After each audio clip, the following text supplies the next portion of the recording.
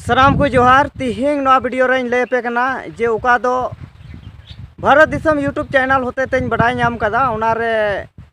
को अपलोड कदा उका दो शिकारी पड़ा प्रखंड रिया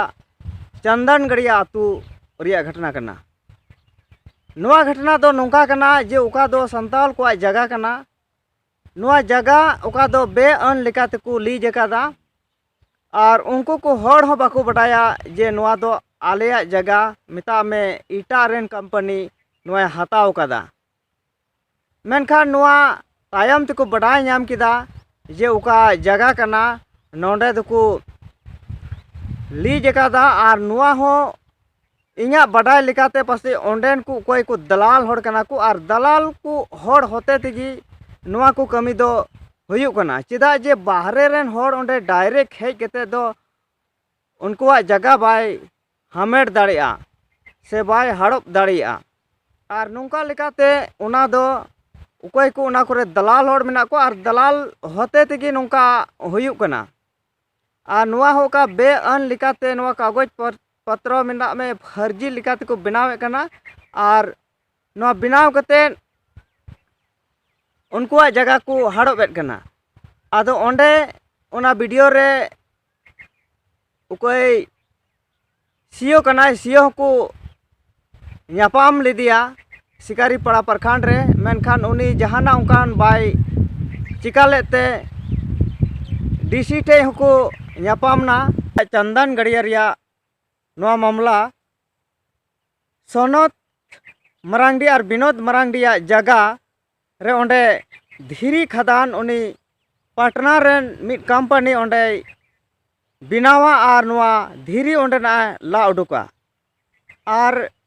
नौका लेकाते ओंडेन को हड़ा अडी आयमा लेकाना मुश्किला हजुआ। ओंडे धीरी को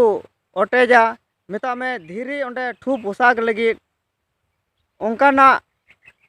जिनिस को व्यवहारा और उनाते उना आडे पासे धीरी पसना और उना धीरी ते हड़ हम जोस दाड़िया सावते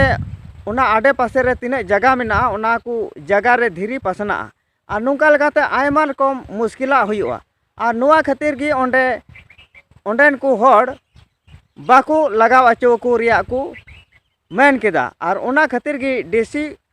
ठेज को न्यापामना और डीसी ओंडे दोय मेन केदा जे नवा दो राया मिता में भुइयावा जगह कना और उनका लेकाते आपे दो चेद बोले नोडे दो आपे दो चेद दिक्कत मेना। मेनखान उनको हड़ को मेन केदा जे आलेया जगह हो दबा और नौका लेकाते उका आलेया खेत से धीरी पसना और नवा को कथा को मेन केदा। मेनखान उल्टाते डीसी हो उका दो कंपनी से गी रोड़े कना। आदो हो नौका हुयुक कना बोले जहाँ रेगी संताल हपन को चला कना नौकान ऑफिसर ठे से इमान ठे नोडे हड़ हपन को दबाव अचो कना। आदो हो नवा गी अड़ी दुख रिया कथा दो मिता में नोडे आबुआ दिसम आबुआ राज को मेनदा मेनखान आबुआ दिसम आबुआ राज दो बांग चला कना मिता में नोडे दो दलाल होड़ा राज चला कना। और उका शिकारी प्रखंड रेन उकोय सीओ कना नुई सीओ हो उना कथा को मिता दी थेना मेनखान नुको को हड़ गी उनी होय दबावेट कोआ। आदो हो नौका हुयुक कना और नुआ को खोय हड़ बाको जागवार लेनखा नुआ को आंदोलन लगी से नुआ को लगी बाको तिंगु दराम लेनखा नोंडे ना उका हासा जगह कना नोंडे दो गोटा गी नुआ कंपनी को बैठाव का मिता में धीरी ईमान से चेर को नोंडे खनिज संपदा मिना नुआ को उका दो बेअन लेकाते को मिता में ओंडे बिना ग्राम सभाते उकोय ओंडे नि मंझी बुढ़ी कना उनी मंझी बुढ़ी हो बाय बड़ाया और ओंडे ना उका कागज पत्र बनाव कते ओंडे को उनको जगह रे नवा खदान बनाव रिया को मेनेट कना। आदो हो नौका हुयुक कना और नोंडे उकोय उना टोठा रेन उकोय दो एमएलए कना को से आयमा लेकान नौकान को राजनीति से जोड़ाव मेना को मेनखान नुकु को हड़ दो नोंडेन को उकोय मूल निवासी कना को असल हड़ कना को संताल को नुकु को बाको गड़ो को कना। मेनखान उकोय ओंडेन को दलाल होड़ कना को उनको दलाल होड़ा गी नवा को कथा चला कना और दलाल को होते तिगी नुंका को रेज अचुक कना आदो होय नवा गी हुदिस और गांडोर रिया कथा दो कना चेदा जे नोंडे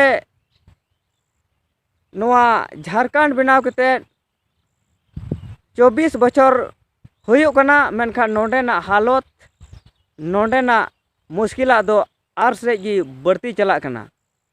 और उका नोंडे 5वीं अनुसूची क्षेत्रा कना और नोंडे उका एसपीटी एक्ट कानून मिना नुआ एसपीटी एक्ट कानून हो नुका उल्लंघन नेन कना को मेनखान नॉय नितो उका इलेक्शन तिये कना मेनखा इलेक्शन जुखाय दो होड़ महाल रे चलाव कते ओंडे भोट कोकोय को चला कना मेनखान नुकुआ दुख विपद नेल लगी दो पासे उकोय गी बाको चला कना आदो होय नुका हुयुक कना आदो ठीक गया नोआ वीडियो दो नंडे गे मुचाद दा मा सनाम को जोहार।